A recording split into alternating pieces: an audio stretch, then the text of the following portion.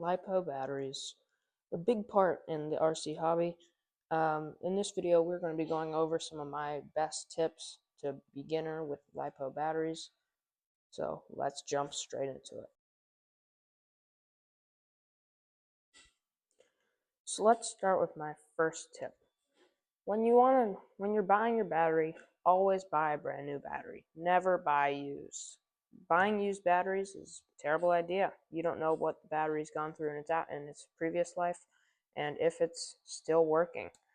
So I always grab a new battery when you're starting out.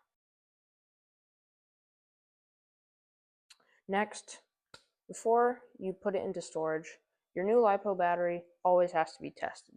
Before you put it into storage, if you don't test that battery could not be working, and then you just have a not working battery in your storage, and you're past your warranty, so then you can't get it returned. So then you just have a busted battery just in your storage. So always check your batteries.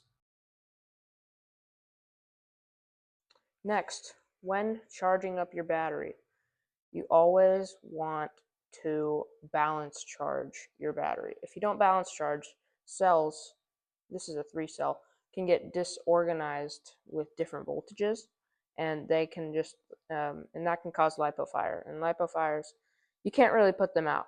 The only way to put them out is just to wait. So you don't want that. Make sure you be safe and balance charge. I almost missed it, but let's talk about the battery. So here you've got your milliamp hours, this big number in the middle. That's how much energy is in the battery and how long, that could be how long your runtime is. Next, you've got 3S. That is how many cells are in the battery. So this is a 3S. It's 3 cells in the battery. So a lot of people have asked me, why is it S when it's C, when cell starts with the C? Well, we're going to get to C's in a little bit later. But for now, 3S, 3 cells.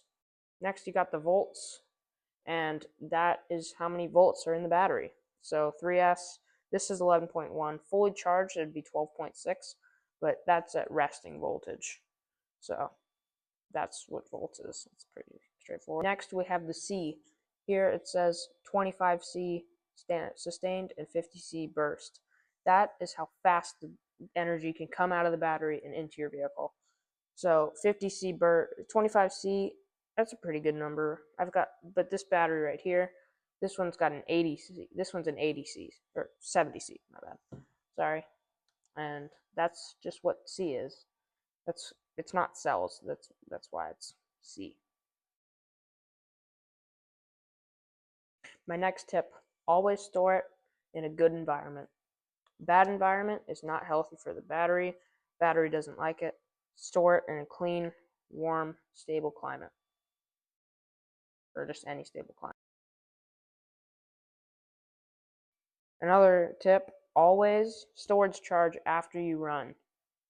For people who drive minis, storage charging isn't as important because the batteries aren't as big.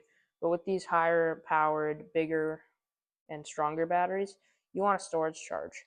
Not because storage charging is not keeping it in for a long time. Storage charging is charging at a safe voltage so it's not too high where it starts killing the battery, or it's not too low where where the battery dies and it doesn't work anymore. And then you have a dead battery, you have to go buy another one. This next one, it's not too important, but it's just a good habit to get into, and it is always putting your batteries away. This is a Colgate. This is my Lipo guard. This is just where I put my batteries when I'm done with them. You just open it up, and then you can see all the batteries are in there. It's just a good thing to do. Just put your batteries away when you're done with them. Just stay organized so you can have a nice clean work area for when something breaks, so then your batteries aren't in the way. Alright guys, I hope you liked this video of me talking to you and giving you some tips about LiPo batteries. If you enjoyed this video, give me a thumbs up and maybe hit that subscribe button. I hope you enjoyed this video. If I missed anything, let me know, and I'll see you again sometime soon. Goodbye.